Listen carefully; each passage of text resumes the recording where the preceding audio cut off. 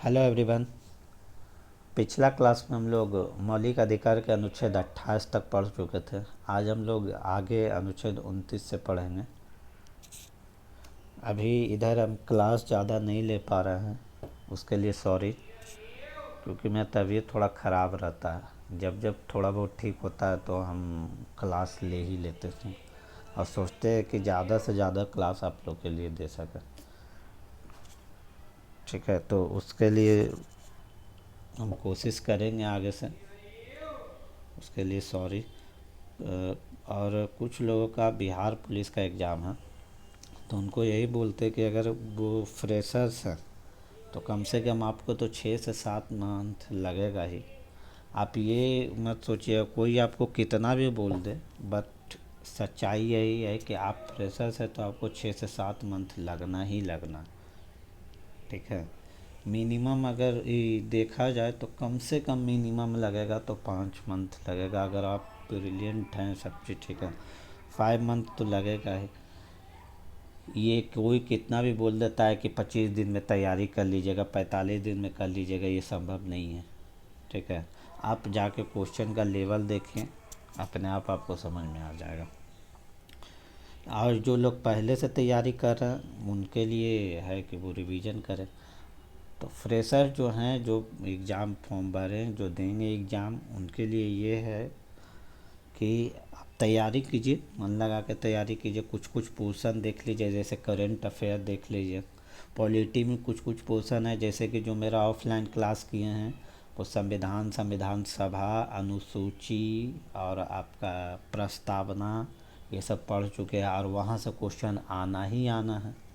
अगर वहाँ से नहीं पूछता है तो फिर मौलिक अधिकार डीपीएसपी या संसद से पूछेगा। तो मौलिक अधिकार तो आपका पढ़ा ही रहे, इसके बाद जस्ट बाद इसके बाद डीपीएसपी पढ़ाएंगे। ठीक है, और संसद भी तब तक ख़त्म हो ही जाएगा। कोशिश करेंगे कि हम क्लास ज़्यादा से ज़्यादा दे सकें। ठीक है, तो चलिए पढ़ते हैं अनुच्छेद 29 से आज। अनुच्छेद 29 क्या कहता है कि नागरिकों का प्रत्येक समूह जिसकी अपनी भाषा, लिपि और संस्कृति है को उनके संरक्षण का अधिकार होगा। इसका मतलब क्या है कि हम लोग देखते हैं कि भारत में बहुत तरह के व्यक्ति रहते हैं, सबका कल्चर अलग है। एक व्यक्ति का समूह, सबका रहने सहने का ढंग अलग है, सबका भाषा अलग हो जाता है। कुछ कुछ दूरी पे जाते हैं तो ये चीज़ बदल जाता है। ठीक है, तो अगर बिहार में ही देखा जाए तो इधर नालंदा साइड में आपका मगही वगैरह ज़्यादा बोलते हैं लोग। अगर गंगा पार चल जाइएगा तो मैथिली चलता है उधर ज़्यादा। तो ये हमारे देश की एकता में विविधता में एकता का पहचान जो भी है वो है। मतलब कि क्या कि हम लोग बहुत तरह के लोग हैं और सब मिल के एक साथ रहते हैं। और यही चीज़ अंग्रेज को लास्ट तक पता नहीं चला, इसीलिए वो लोग को हारना पड़ा, क्योंकि वो लोग इस चीज़ का तोड़ निकाल ही नहीं पाए। हाँ, धर्म के आधार पर कोशिश किए कि तोड़ दें, लेकिन आप भाषा, संस्कृति, लिपि, कल्चर, वो इस आधार पर नहीं तोड़ पाए। कोशिश बहुत की है लेकिन ये संभव नहीं हो पाया। और ये लोग उन लोग को, ये अंग्रेज को लास्ट तक समय तक नहीं पता चला कि आखिर ये लोग एक हैं कैसे, क्या ऐसा चीज़ है जो ये लोग को एक साथ बांधे हुए।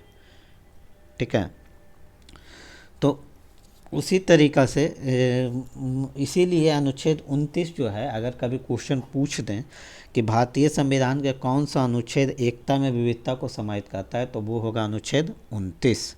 ठीक है, अब यहाँ कहता है कि ऐसे व्यक्तियों के साथ शिक्षा संस्थान में भेदभाव नहीं किया जाएगा। मान लीजिए आपके स्कूल में कोई साउथ इंडियन लड़का आ जाता है। ठीक है, अब साउथ इंडियन लड़का आ जाता है तो वो खाने में क्या लाएगा? लंच उसका रहेगा डोसा वगैरह, वही सब रहेगा, साउथ इंडियन फूड। अब उसको कोई ये नहीं रोक सकता कि आप, मान लीजिए ये बिहार में है कोई स्कूल में, तो कोई ये नहीं रोक सकता कि स्कूल में कि आप साउथ इंडियन खाना नहीं लाए। नहीं, वो उसका कल्चर है, रहने सहने का तरीका है। हाँ, अब ये नहीं है कि स्कूल में रह रहे हैं तो आप साउथ इंडियन ज़्यादा आपका क्या उसको बोलता है, हाँ, लुंगी वगैरह ये सब पहनना पसंद करता है, तो ये नहीं है कि स्कूल में पहन के आ जाएगा, नहीं, वहाँ यूनिफॉर्म चलता है। लेकिन और अगर देखा जाए, और चीज़ अगर देखा जाए, तो आप उसको वहाँ का लैंग्वेज बोलने से नहीं रोक सकते कि अगर लैंग्वेज, अगर साउथ इंडियन लैंग्वेज बोल रहा है कोई भी हो, तमिल हो, तेलुगु हो, कोई भी हो, मलयालम हो, तो आप उसको रोक नहीं सकते। ठीक है, तो ये उसका संस्कृति में है। ठीक है, और ये उसका मौलिक अधिकार है। किस अनुच्छेद के तहत है, तो अनुच्छेद 29 के तहत उसका मौलिक अधिकार है इस चीज़ का। ठीक है, तो और इसी में एक चीज़ दिया गया है कि एक पॉइंट है कि हिंदी को राजभाषा कहते हैं, ना कि राष्ट्रभाषा कहते हैं। ये ध्यान दीजिएगा, बहुत इम्पोर्टेंट है। हिंदी जो है हमारा राष्ट्रभाषा नहीं है। राष्ट्रभाषा मतलब क्या होता है कि पूरा राष्ट्र का एक भाषा, नहीं, हिंदी नहीं रखा गया है। ये आपका आगे पढ़ेंगे, आगे एक पूरा टॉपिक ही है राजभाषा पे। ठीक है ना, कि हिंदी को राजभाषा कहते हैं। राजभाषा मतलब कि हमारा ऑफिस का कामकाज जो भी होता है वो हिंदी में होगा जनरली, वो राजभाषा हो गया। ठीक है, राष्ट्रभाषा इसको नहीं कहते, ये एकदम ध्यान देने वाली बात है। आगे हम लोग टॉपिक में पढ़ेंगे। चलिए, तो अनुच्छेद 29 यही कहता है। अब उसके आगे पढ़ते हैं अनुच्छेद 30। अनुच्छेद 30 क्या कहता है कि सभी अल्पसंख्यक, चाहे वे धार्मिक अल्पसंख्यक हों या भाषाई अल्पसंख्यक हों, को मनोकुलून शिक्षा संस्थान स्थापित करने का अधिकार होगा। इसका मतलब क्या है? इसका मतलब ये है कि अगर कोई अल्पसंख्यक हो, अल्पसंख्यक मतलब जनरली समझ लीजिए कि जिसकी संख्या कम है। संविधान में अल्पसंख्यक शब्द को कहीं डिफाइन नहीं किया गया था, बाद में सुप्रीम कोर्ट इसको डिफाइन किया है कि अल्पसंख्यक होता क्या है, कौन होते अल्पसंख्यक, इनका डिसीजन कैसे लिया जाता है कि कौन अल्पसंख्यक रहेंगे कौन नहीं रहेंगे। तो ये आगे हम लोग अभी पढ़ेंगे कि कौन अल्पसंख्यक होते हैं, इनका डिसीजन कैसे लिया जाता है। अभी पढ़ते कि अगर ये क्या कह रहा है कि अगर कोई धार्मिक अल्पसंख्यक हो, मतलब कि कोई धर्म हो, मान लिए 4-5 धर्म है, उसमें कोई एक धर्म, मान लिए ईसाई धर्म ही समझ लेते अल्पसंख्यक है, मतलब कि 4-5 धर्म में उसका संख्या सबसे कम है,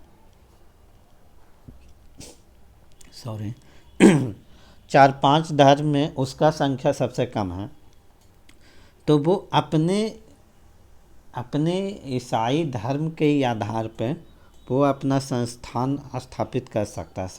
कैसा संस्थान स्थापित कर सकता है? शिक्षण संस्थान, मतलब स्कूल खोल सकता है, ठीक है ना, कॉलेज खोल सकता है। किस आधार पे? धार्मिक आधार पे। भाषाई अल्पसंख्यक मतलब क्या कि भाषा के आधार पे अल्पसंख्यक हो। जैसे कि मान लीजिए कि अगर साउथ की तरफ जाए तो तेलुगु है, मलयालम है, तमिल है, तो मान ली ये 3 भाषा हैं। ये 3 भाषा में अगर बोला जाए तो मलयालम अल्पसंख्यक है, मान लेते कि अल्पसंख्यक है, तो मलयालम जो है अपना भाषा के आधार पर एक नया इंस्टीट्यूट बना सकता है, एक नया इंस्टीट्यूट, नया कॉलेज खोल सकता है। ये उनका मौलिक अधिकार है। ये उनका मौलिक अधिकार है। अब बात यह है कि जब अल्पसंख्यक समुदाय की शिक्षा संस्था की संपत्ति का सरकार द्वारा अधिग्रहण किया जाता है तो बाजार दर पर मुआवजा दिया जाएगा। इसका मतलब क्या कि मान लिए कोई जगह पे आपका स्कूल खुला हुआ है, आप ईसाई है और एक कॉलेज खोले हैं, ईसाई धर्म अल्पसंख्यक हैं और अल्पसंख्यक में ईसाई हैं, तो आप कॉलेज खोले हैं और वहाँ से अगर रोड पास हो रहा, सरकार वहाँ से रोड पास कर रही है, तो सरकार क्या करेगी कि जितना भी बाज़ार दर पे, जितना भी वो जगह का रेट होगा, जो भी होगा, ठीक है ना, वो आपको मुआवजा के तौर पे दे दिया जाएगा। ठीक ना, वो आपको मुआवजा के तौर पे दे दिया जाएगा। या मान लीजिए आप कॉलेज नहीं खोलें, और आप कॉलेज खोलने वाले हैं, आप अल्पसंख्यक हैं और आपका ज़मीन वहाँ पर है, लेकिन वहाँ से रोड पास हो रहा है, तो सरकार क्या करेगी? आपको उतना जो बाज़ार रेट है उस पे आपको पैसा दे देगी और जो ज़मीन ले लेगी, क्योंकि वहाँ सड़क वहाँ से गुजारना है। ठीक है। अब यहाँ पढ़ते हैं कि भारत के संविधान में अल्पसंख्यक समुदाय की परिभाषा नहीं मिलती है। जैसे पहले ही बोले कि भारतीय संविधान में अल्पसंख्यक समुदाय का परिभाषा नहीं दिया गया है, लेकिन अल्पसंख्यक समुदाय को सुप्रीम कोर्ट बताया है, परिभाषित किया गया। वो कौन सा केस में? तो TN पाई फाउंडेशन वर्सेस कर्नाटक राज्य केस में। ये जनरली BPSC में आ सकता है, उतना इम्पोर्टेंट नहीं है केस। BPSC में जनरली पूछ सकता है कि कौन से केस में अल्पसंख्यक समुदाय की परिभाषा सुप्रीम कोर्ट के द्वारा दी गई थी। तो 2002 ईस्वी में TN पाई फाउंडेशन वर्सेज कर्नाटक राज्य में। ठीक है। अच्छा, ये सुप्रीम कोर्ट फिर परिभाषा में दिया क्या? तो सुप्रीम कोर्ट बोला है कि अल्पसंख्यक का निर्धारण 2 स्तर पर होता है। अल्पसंख्यक का निर्धारण 2 स्तर पर होता है। पहला होता है राष्ट्रीय स्तर पर और दूसरा होता है प्रांतीय स्तर पर। पहला राष्ट्रीय स्तर पर और दूसरा होता प्रांतीय स्तर पर। राष्ट्रीय स्तर पर मतलब कि पूरा एक देश के लेवल पे, और प्रांतीय स्तर पर मतलब स्टेट वाइज। तो जनसंख्या के आधार पर परिभाषा ये क्या दिया गया है, तो ये पढ़ते हैं। यह कि सर्वाधिक जनसंख्या वाला समूह बहुसंख्यक माना जाएगा।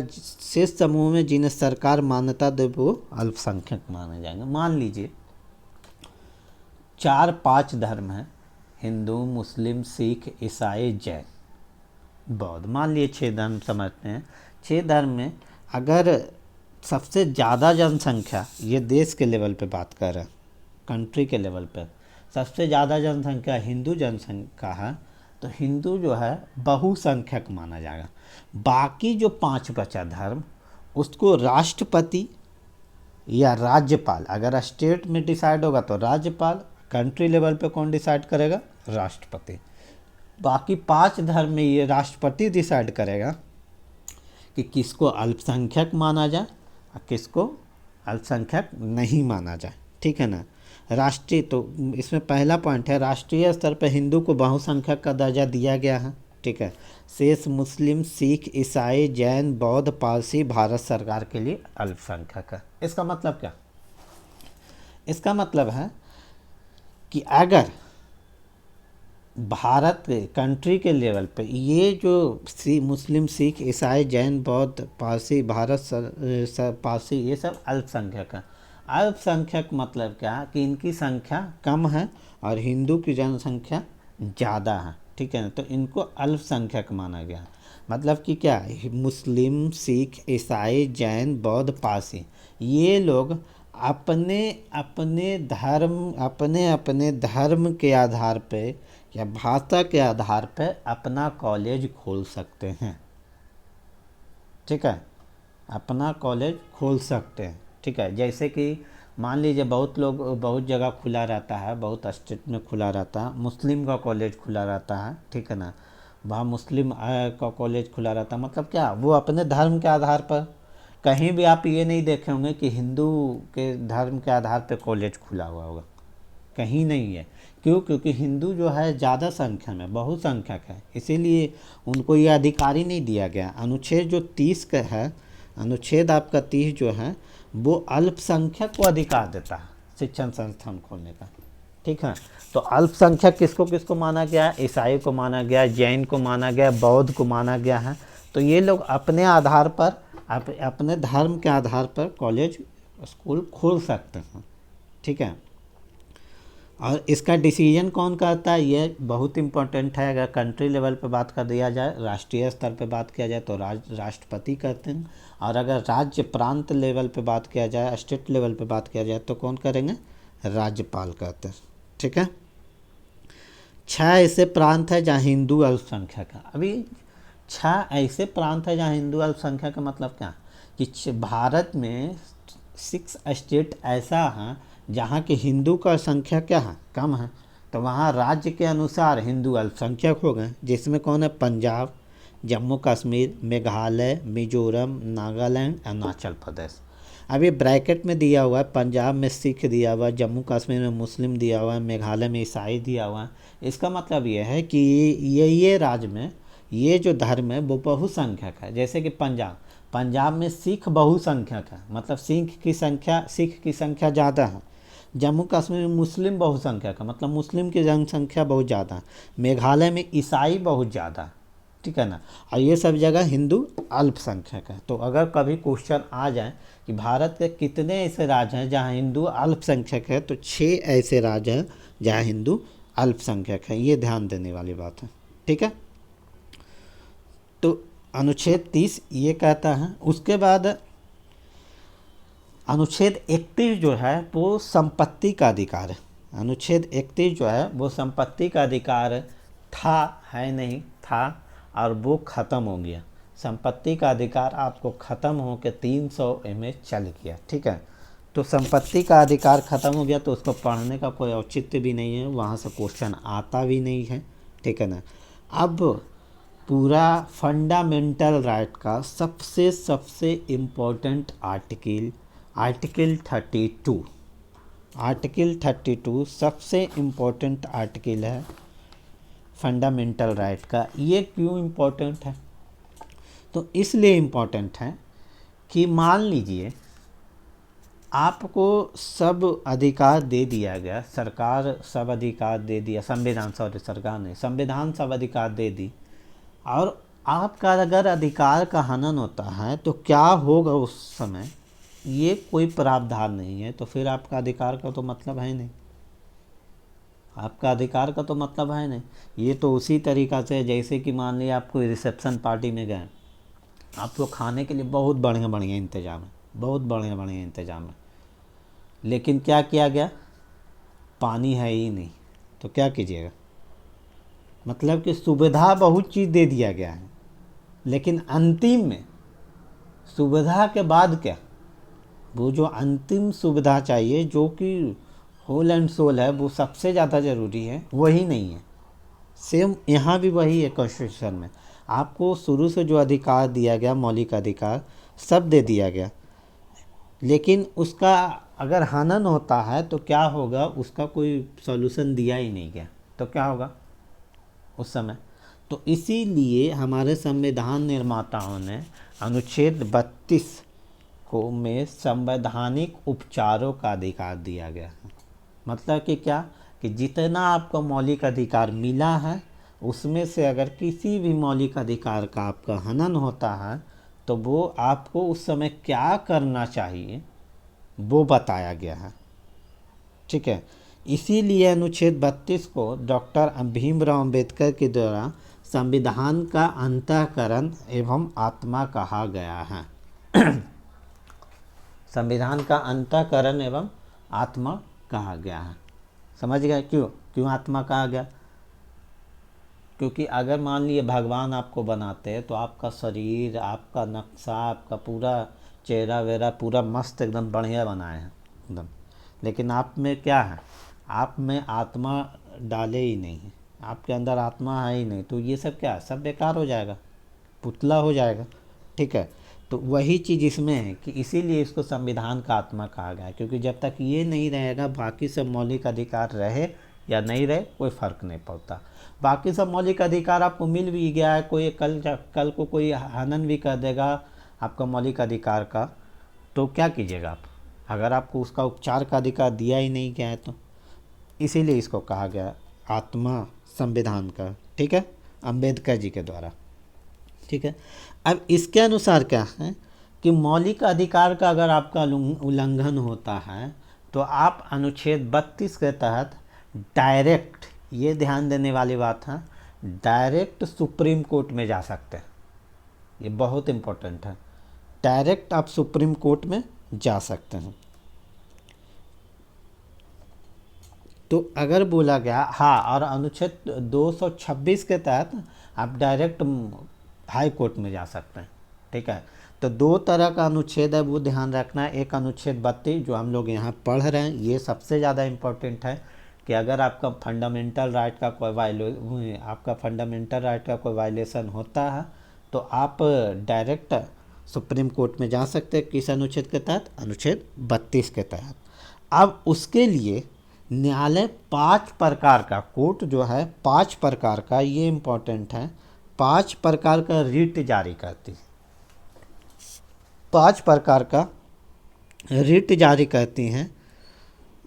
5 प्रकार के रिट में क्या रहता है?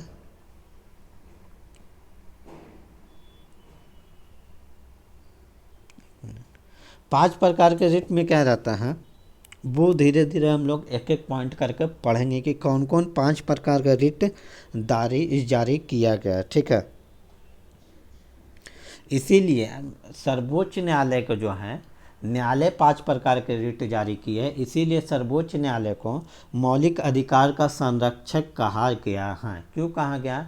क्योंकि जैसे ही मेरा मौलिक अधिकार का हनन होता है तो हम डायरेक्ट कहाँ चल जाते हैं? सुप्रीम कोर्ट में अनुच्छेद 32 के तहत पहुँच जाते हैं। और सुप्रीम कोर्ट हमारे मौलिक अधिकार का क्या क्या हनन है वो सुनवाई करती है। ठीक है, इसीलिए क्या है, वो संरक्षण करती है हमारे मौलिक अधिकार का। तो कभी भी क्वेश्चन आ जाए कि मौलिक अधिकार का संरक्षक कौन है, तो सर्वोच्च न्यायालय है। ठीक है, उच्च न्यायालय भी मौलिक अधिकार का संरक्षक है, यह ध्यान देने वाली बात है। अगर मौलिक अधिकार का आपका हनन होता है, ठीक है, तो आप हाई कोर्ट में भी जा सकते हैं। और हाई कोर्ट में जा सकते हैं तो हाई कोर्ट में भी जाइएगा तो वो भी आपका संरक्षण ही करेगा। हाई कोर्ट आपका मौलिक अधिकार का, वहाँ भी सुनवाई होगा। ठीक है, लेकिन 32 के तहत जाइएगा तो डायरेक्ट सुप्रीम कोर्ट में आप जाइएगा। ठीक है, अब ये 5 प्रकार का कौन कौन रिट जारी किया गया, ये हम लोग सुनते हैं, देखते हैं। इससे पहला रिट है बंदी प्रत्यक्षीकरण। और कभी कभी ये ध्यान दीजिएगा, इसका इंग्लिश होता है हैबस कॉर्पस। अब ये कभी कभी ये आपका इंग्लिश में भी लिखा रहता है, बहुत बार हम देखें क्वेश्चन आता है तो इंग्लिश में मिलान करने के लिए आ जाते हैं, तो इंग्लिश भी ध्यान दीजिएगा।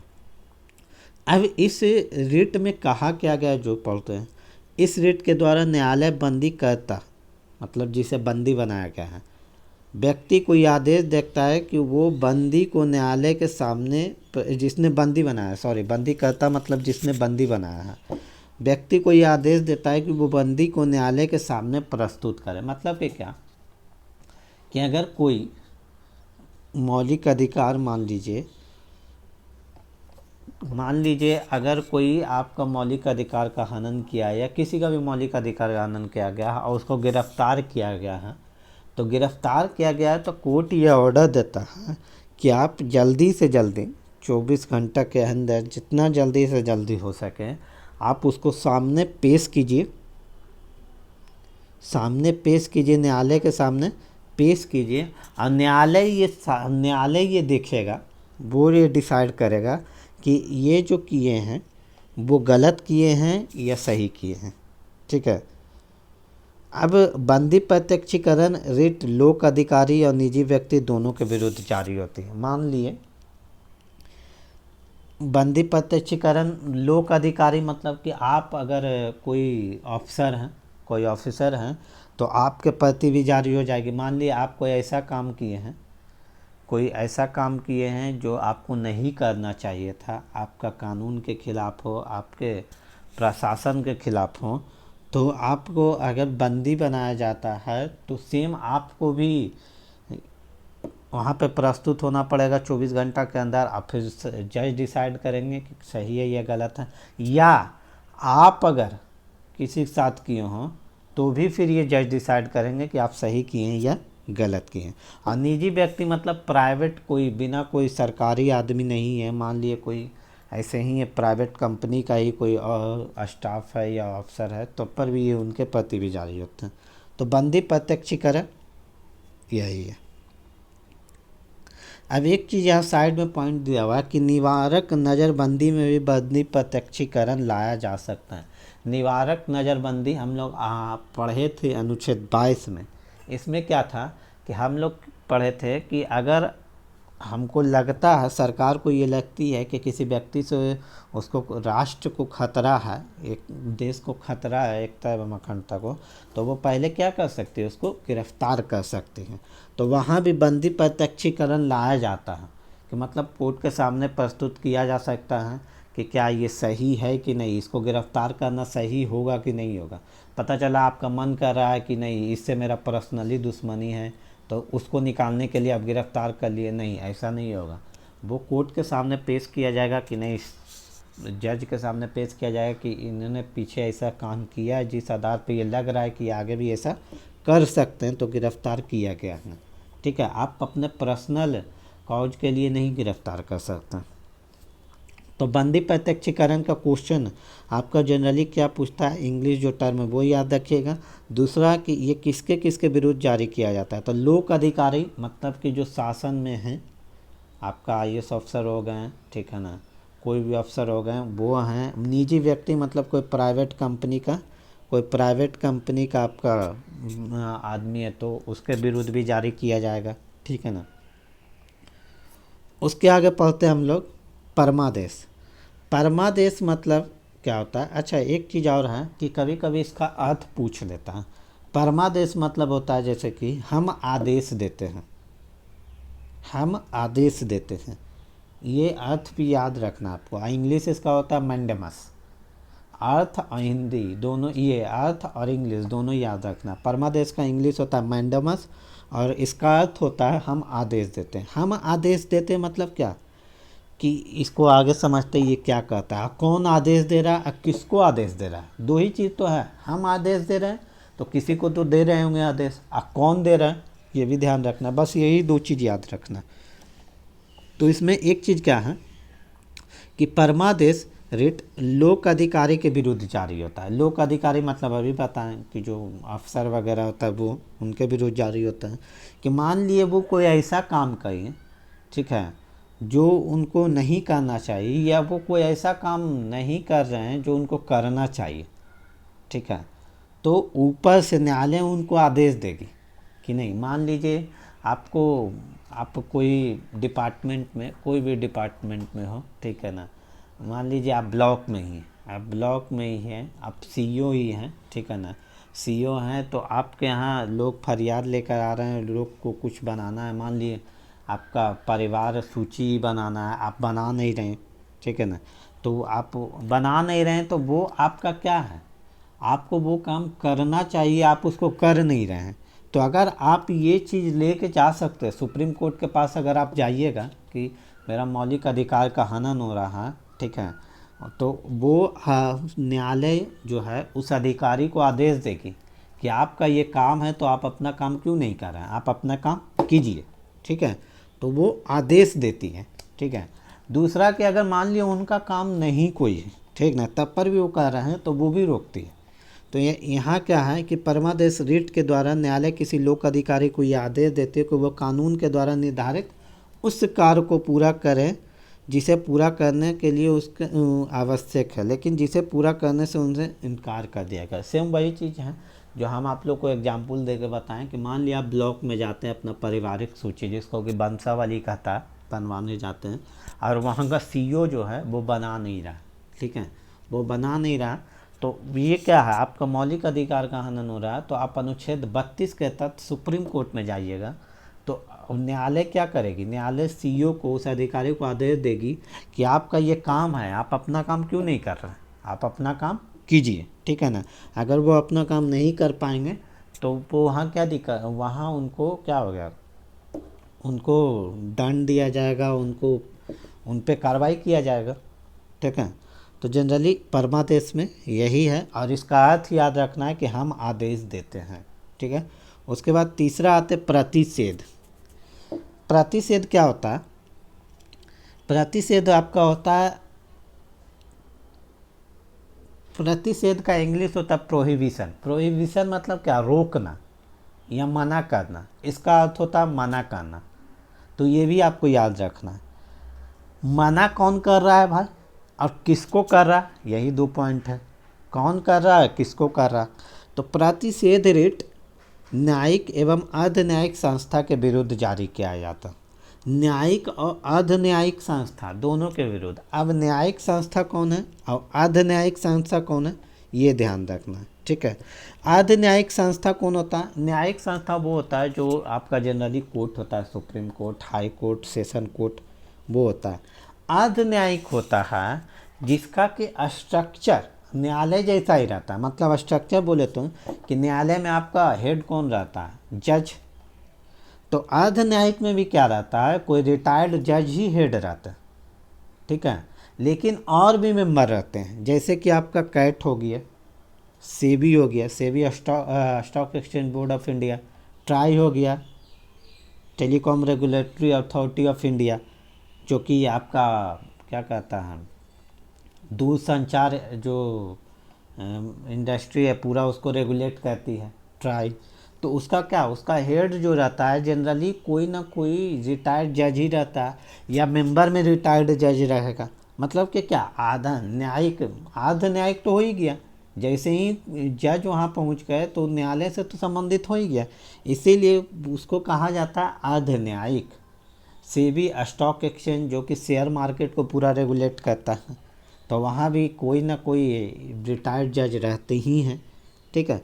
तो वो अर्ध न्यायिक हो गया। और न्यायिक मतलब तो न्यायालय से। तो प्रतिषेध क्या होता है कि न्यायालय जो है, मान लिए सुप्रीम कोर्ट है, सुप्रीम कोर्ट हाई कोर्ट को ऑर्डर देगा, मान लिया हाई कोर्ट कोई ऐसा काम कर रहा है जो उसको नहीं करना चाहिए, तो वो अपना क्षेत्र अधिकार का उल्लंघन करके आगे जा रहा, तो सुप्रीम कोर्ट उसको रोकता कि नहीं आपको ये नहीं करना, मतलब मना करता है वो करने से। जनरली वैसे ही होता है। मान लीजिए आपका सेबी है, सेबी का काम क्या है, stock exchange board of India, मतलब कि शेयर मार्केट को पूरा रेगुलेट करना, कैसे किधर से क्या हो रहा है, कोई गलत काम तो नहीं हो रहा। अब पता चला सेबी पहुंच गया, अब सेबी दूसरा तरफ जाके ये क्या चीज़ कहता है आपका, मान लिए देखा जाए कि स्टील इंडस्ट्री में पहुंच गया, स्टील इंडस्ट्री में क्या गलत काम हो रहा है नहीं हो रहा है उसका देख रेख करने लगा, तो वो क्या हो गया, अपना क्षेत्र अधिकार का उल्लंघन कर रहा है, अपना क्षेत्र से बाहर होकर जाके काम कर रहा है। उसका काम है शेयर मार्केट देखना, वो स्टील का देख रहा है इंडस्ट्री। तो क्या करेगी, न्यायालय उसको देगी, न्यायालय उसको बोलेगी कि आपका ये क्षेत्राधिकार नहीं है, आप ये काम रोकिए, ठीक है। तो उसके लिए अलग बना, मतलब अगर टेलीकॉम को रेगुलेट करना है तो उसके लिए ट्राई बना है। वो ऐसा नहीं कि सेबी वाला में इंटरफेयर करेगी, अगर वो कहती है तो न्यायालय फिर उसको देगा, बोलेगा कि आपका ये क्षेत्राधिकार नहीं है। तो ये बोलता कौन है, हमेशा हायर कोर्ट वाला। अगर मान लिए लोअर कोर्ट, डिस्ट्रिक्ट कोर्ट जो है, जिला न्यायालय, कोई ऐसा काम करता है जो उसका क्षेत्राधिकार का उल्लंघन है, तो अपना क्षेत्र से बाहर आके काम कर रहा है, तो कौन, हाई कोर्ट उसको मना कर सकता है कि नहीं आपका ये क्षेत्र नहीं है। हम तो यहाँ क्या हो जाएगा, यहाँ ये यहाँ उसको मानना पड़ेगा लोअर कोर्ट को, ठीक है।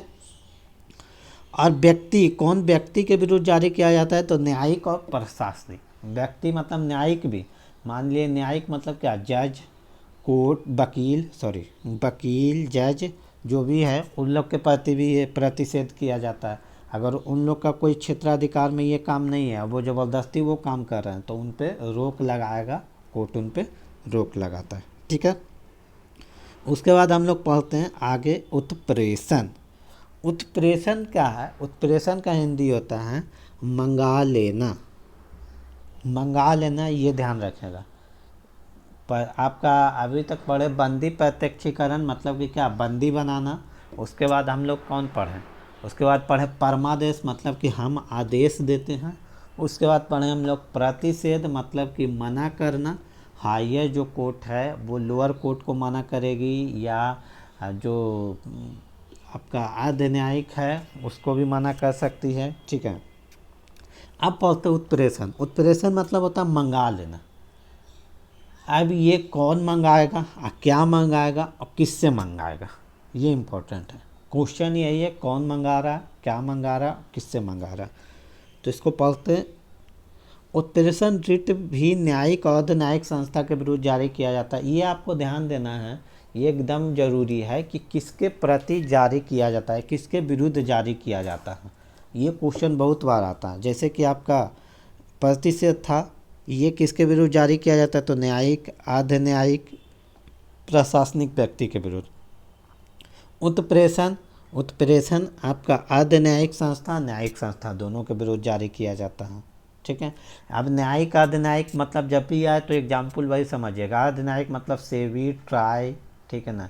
न्यायिक मतलब जो आपका कोर्ट होता है, इस रिट में भी क्षेत्राधिकार के उल्लंघन को रोका जाता है, लेकिन प्रतिषेध रिट कार्रवाई के दौरान जारी होती है, जबकि उत्प्रेषण रिट कार्रवाई की समाप्ति और निर्णय सुनाने के बाद जारी होता है। ये बहुत बहुत बहुत इम्पोर्टेंट लाइन है। ये क्या है जो समझता है। उत्प्रेषण मतलब होता है मंगा लेना। अब ये क्या होता है, प्रतिषेध में क्या देखे थे कि जो काम अगर मान लिए कोई लोअर कोर्ट हो या अर्ध न्यायिक हो वो नहीं करना चाहिए, करना शुरू कर रही है, तो कौन कोर्ट क्या कहता है, मना कर देता है कि आपको ये काम नहीं करना, आप रोकिए ये काम। मतलब क्या, वो काम अभी कंप्लीट नहीं हुआ, उसको रोक दिया गया पहले ही। वो काम कंप्लीट नहीं हुआ प्रतिषेध में, उसको पहले ही रोक लिया गया है। लेकिन उत्प्रेषण में क्या होता है कि कोई काम जो है वो ख़त्म हो गया है, तब अपने पास कोर्ट मंगा लेती है, तब अपने पास कोर्ट मंगा लेती है। मतलब कि क्या, प्रतिषेध जो है वो कार्रवाई जिस समय होता है उस समाप्ति के पहले ही रोका जाता है, और उत्प्रेषण जो है वो कार्रवाई जब हो जाता है उसके बाद न्यायालय जो अपने पास मंगाती है। मतलब कि क्या, कि मान लिए कोई केस चल रहा है, ठीक ना, तो कोई केस चल रहा है, तो कोई केस अगर लोअर कोर्ट कर रही है तो लोअर कोर्ट अगर वो केस ख़त्म कर देती है उसके बाद सरकार नहीं, हायर कोर्ट उसको अपने पास मंगा लेती है, ठीक है। तो ये जब केस ख़त्म मतलब सुनवाई पूरा हो जाता है, वो कार्रवाई पूरा हो जाता है, उसके बाद ये न्यायालय अपने पास मंगाती है। वही लिखा हुआ है कि प्रतिषेध का उद्देश्य कार्रवाई को रोकना है। मतलब कि क्या, प्रतिषेध में वो अभी समाप्त नहीं हुआ है काम, उसको बीच ही से रोक दिया जाता है। लेकिन उत्प्रेषण में क्या होता है, उत्प्रेषण में समाप्त हो जाता है तब न्यायालय अपने पास मंगाती है, ठीक है ना, कि आपसे ये काम नहीं हुआ अब हम करेंगे, ठीक है। तो उत्प्रेषण और प्रतिषेध में यही बहुत माइनर डिफरेंस है, और ये बहुत बहुत इम्पोर्टेंट है, क्योंकि यहाँ क्वेश्चन इस तरीक़ा से आएगा कि इनमें से कौन सा रिट कार्रवाई के बाद या कार्रवाई के समाप्ति के बाद जारी की जाती है, तो वो होता है उत्प्रेषण। अगर पूछ दें कि इनमें से कौन सा रिट कार्रवाई समाप्ति के पहले जारी की जाती है, तो वो हो जाएगा कौन, प्रतिषेध। प्रतिषेध अगर कॉमन सेंस देखा जाए तो आप ये पता कर सकते, कैसे पता कीजिएगा, जो बताते हैं। प्रतिषेध मतलब होता है रोकना। रोकना मतलब क्या होता है, आप किसी चीज़ को कब रोकते हैं, जब वो चीज़ हो रहा है, मतलब ख़त्म नहीं हुआ है तब, जब ख़त्म हो ही किया तो क्या रोकिएगा। तो मतलब प्रतिषेध मतलब क्या, कि अभी ख़त्म नहीं हुआ तब रोकते हैं, ठीक है। तो ये कार्रवाई होने के पहले वाला रिट है। आप उत्प्रेषण मतलब मंगा लेना, मतलब क्या, कि जब कार्रवाई हो गया और आप अच्छे से लोअर कोर्ट जो है वो काम नहीं सही से कर पाया, तो अब क्या होगा, हायर कोर्ट उसको मंगा लेगा अपने पास। मान लिए लोअर कोर्ट कोई ऐसा डिसीजन दिया, कोई मान लिए किसी आदमी को फांसी का सज़ा दे दी, किसी आदमी को उम्र कैद का सज़ा दे दिया लोअर कोर्ट, ठीक है, और हायर कोर्ट को मान लिए ऐसा लग रहा, हाई कोर्ट मान लिए दे दिया किसी को उम्र कैद का सज़ा, सुप्रीम कोर्ट को ऐसा लग रहा है कि नहीं, उसको उम्र कैद का सज़ा नहीं मिलना चाहिए, बहुत लोग PIL भी दायर किया है, तो सुप्रीम कोर्ट उसको अपने आप पास मंगा लेगी उस केस को। लेकिन कब, जब वो डिसीजन हाई कोर्ट दे दिया है उसके बाद ना, मतलब वो कार्रवाई पूरा हो गया उसके बाद, तो वो क्या होता है, उत्प्रेषण होता है, ठीक है। उसके बाद हम आते हैं अधिकार परीक्षा। अधिकार परीक्षा ये अंतिम और पांचवा आपका रिट है, जिसको कहा जाता है क्वो वारंटो। अधिकार परीक्षा का अर्थ है कि किस अधिकार से, यही है इसका अर्थ ही है, पूछा जाता है कि किस अधिकार से। मतलब कि क्या, इस रिट के द्वारा न्यायालय लोक पद पर किसी व्यक्ति के दावे की वैधता की जांच करता है, और अगर उसका दावा गलत है तो उसे उस पद से हटा दिया जाता, ठीक है। इसका मतलब क्या है, इसको समझते हैं। मान लीजिए आपका ये एग्जाम्पल बहुत बढ़िया दिया हुआ है, और आज के समय में सबसे बेस्ट एग्जाम्पल है। कोई आपका एग्ज़ाम होता है, कोई भी एग्ज़ाम होता है, हम ये नहीं कहेंगे PCS या कोई भी SSC, इस इधर तो SSC का बहुत हो रहा है हल्ला।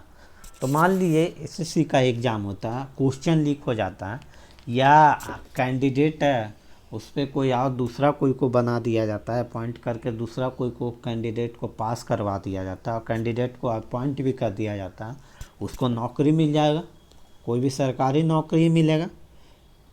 कल को अगर सुप्रीम कोर्ट अगर ये आप अगर PIL दायर करते हैं, आपको ये लगता है कि नहीं ये कैंडिडेट सही नहीं है, ये कैंडिडेट उस पोस्ट के लायक नहीं है, तो अगर आप PIL दायर करते हैं या सुप्रीम कोर्ट स्व संज्ञान लेती है, मतलब खुद वो चेक करती है, तो वो उस आदमी से, उस कैंडिडेट से पूछ सकती है कि आप किस अधिकार से, मान लिया आप एग्ज़ाम नहीं दिए, पूरा उसका चेक करवाएगी और वो पकड़ा जाएगा, तो वो पूछ सकती है कि आप किस अधिकार से इस पोस्ट पे हैं, जबकि आप इस पोस्ट के लायक तो हैं नहीं।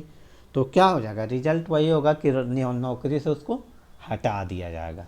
इसका सबसे बढ़िया एग्जाम्पल वही है कि कोई भी व्यक्ति जो है एग्ज़ाम जो है उसके बदले कोई दूसरा कोई दे या कुछ भी हो, वो एग्ज़ाम नहीं दिया हुआ है लेकिन उसको नौकरी लग गया है, तो अगर आप PIL दायर करते या कोई सुप्रीम कोर्ट स्व संज्ञान लेती है, तो उस आदमी से पूछ सकती है, अगर उसका पूरा वेरिफिकेशन हो जाए और वो पकड़ा जाए कि नहीं इसने गलत किया है, ये इस पोस्ट के लायक नहीं है, तो उससे पूछिए कि आप किस आधार पर इस पोस्ट पे हैं, क्योंकि आपके पास तो मेरिट भी नहीं है, तब कैसे आप इस पोस्ट पे हैं, तो उसको हटा देगी। ठीक है, लेकिन ये जनरली सरकारी चीज़ में ही होता है, ये ध्यान दीजिएगा, प्राइवेट में नहीं है। मान लिया कोई प्राइवेट कंपनी है, प्राइवेट कंपनी में मान लिए कंप्यूटर टाइपिंग का पोस्ट खाली है, ठीक है ना, और वो आपको मान लिए वो वैकेंसी जारी किया है, तो वो 15 आदमी को बुलाता है, 15 आदमी में वो चाहे तो किसी को ही रख, उसको मन है जो वहाँ का ऑनर है जो प्राइवेट कंपनी का, उस पर डिपेंड करता है कि उसको मन कर रहा है कि नहीं हम इसको रखें, अच्छा है, ठीक है, तो वो उसको रख सकता है। वहाँ आप नहीं जाके कर सकते कि मेरा फंडामेंटल राइट का वायलेशन हो रहा है, ठीक है, क्योंकि वो प्राइवेट कंपनी, उसका अलग नियम कानून है, ठीक है। तो वो हो जाएगा आपका अधिकार परीक्षण। तो ये हो गया सुप्रीम कोर्ट के द्वारा अनुच्छेद 32 के तहत किसी भी व्यक्ति को 5 रिट जारी किया जाता है, ठीक है। उसी में लास्ट में बोला गया कि अनुच्छेद 226 के तहत हम हाई कोर्ट में जा सकते हैं, वही बात कि अनुच्छेद 32 के तहत सुप्रीम कोर्ट में जैसे जा सकते हैं, वैसे ही अनुच्छेद 226 के तहत हाई कोर्ट में जा सकते हैं। लेकिन दिक्कत क्या है, यहाँ अंतर क्या है कि यहाँ हाई कोर्ट का दायरा बड़ा है, कैसे बड़ा है जो समझते हैं। सुप्रीम कोर्ट में हम अनुच्छेद 32 के तहत तभी जाएंगे जब मेरा मौलिक अधिकार का हनन होगा, लेकिन हम अनुच्छेद 226 के तहत हाई कोर्ट में ऐसे भी जा सकते हैं, मतलब मौलिक अधिकार का हनन नहीं भी हुआ है और कोई अधिकार का हनन हुआ है तब भी हम जा सकते हैं। जैसे कि संपत्ति का अधिकार, संपत्ति का अधिकार आपका अधिकार, अब मौलिक अधिकार नहीं रहा व्यक्ति का, ठीक है, तो वो समान अधिकार है, तो समान अधिकार है तब पर भी वो तो व्यक्ति का अधिकार है ही। तो अगर आपका संपत्ति का अधिकार का अगर हनन होता है, ठीक है, कि मान लिया आपका संपत्ति है, कोई दूसरा कोई कब्जा कर ले, ठीक है, तो क्या आप डायरेक्ट अनुच्छेद 226 के तहत मौलिक अधिकार में जा सकते हैं, हाई कोर्ट में जा सकते हैं, लेकिन आप इस आधार पे सुप्रीम कोर्ट में डायरेक्ट नहीं जा सकते। क्यों? क्योंकि आपका संपत्ति का अधिकार मौलिक अधिकार नहीं है, वो अनुच्छेद 31 में था जो ख़त्म कर दिया गया, ठीक है। तो आप अनुच्छेद 226 के तहत हाई कोर्ट में ही जा सकते हैं। तो ये बहुत इम्पोर्टेंट बात है कि अनुच्छेद 226 का दायरा थोड़ा सा सुप्रीम कोर्ट से बड़ा है। क्यों? क्योंकि हाई कोर्ट मूल अधिकार के सिवाय अन्य अधिकार भी देखती है, लेकिन अनुच्छेद 32 के तहत सुप्रीम कोर्ट सिर्फ मूल अधिकार देखती है। कोई दिक्कत? तो ये पूरा आपका मौलिक अधिकार हुआ। एक दो अधिकार वो उतना इम्पोर्टेंट नहीं है, लेकिन तब पर भी अगला क्लास में जब DPSP हम नीति निर्देशक तत्व पढ़ाएंगे तो उसमें बता देंगे, ठीक है ना, वो बता देंगे। और मौलिक अधिकार और नीति निर्देशक तत्व में क्या संबंध है और क्या हुआ, इसका पूरा कहानी बताएंगे, क्योंकि इसमें बहुत हमेशा विवाद हुआ कि कौन बड़ा पहले आएगा, अगर कोई मौलिक अधिकार पहले मानेंगे या पहले नीति निर्देशक तत्व मानेंगे, ठीक है। तो वो हम अगले वीडियो में देखते हैं, ठीक है। थैंक यू आज के लिए।